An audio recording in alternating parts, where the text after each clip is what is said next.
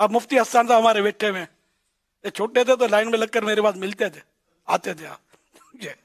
آج میں ان کو پوچھ سے بھی اگر پانی نہیں پی رہا ہوں آپ کے سامنے ہی ہے نا، یہ کیا ان کی فضیلت ہے؟ اربوں خربوں پتی ہوگا میں اس کو نہیں پوچھوں گا، یہ عوام میں بیٹھا ہوگا اگر آیا بھی ہوگا تو ان کو ہم نے پھر ساتھ بٹھا کے رکھتا ہوں، نہیں ہوتے تو بلواتا ہوں کہ کہاں گئی ہے، لاؤ ان کو وہی۔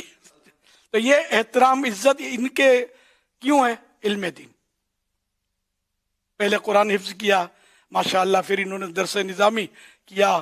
اور مجھے یہ بھی یاد ہے کبھی میں بولتا ہوں کہ جب ان کا حفظ مکمل ہوا تو حیدرآباد سے آئے تھے میرے پاس، گھر ان کا حیدرآباد میں تھا، تو یہ آئے تھے، وہ مجھے بولا میں حافظ بن گیا ہوں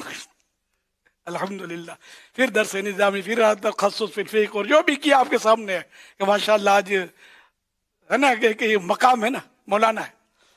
عقل مند نہیں ہے، اور ایسا عقل مند ہے بڑے بڑے عقل مند گاس ڈالے، صحیح بولتا ہوں میں، ابھی آپ کو بولے گا کچھ نہیں تو آپ سمجھے کہ اس کو کچھ سمجھ بھی نہیں پڑتی، بہت کچھ سمجھ پڑتی ہے۔ مفتی معاشرے کا ذہین ترین فرد ہوتا ہے الحمدللہ، تو اللہ پاک ان کو بھی برکتیں دے، ہم کو بھی برکتیں دے، اور ریاض سے حب جہاز سے بچائے، اور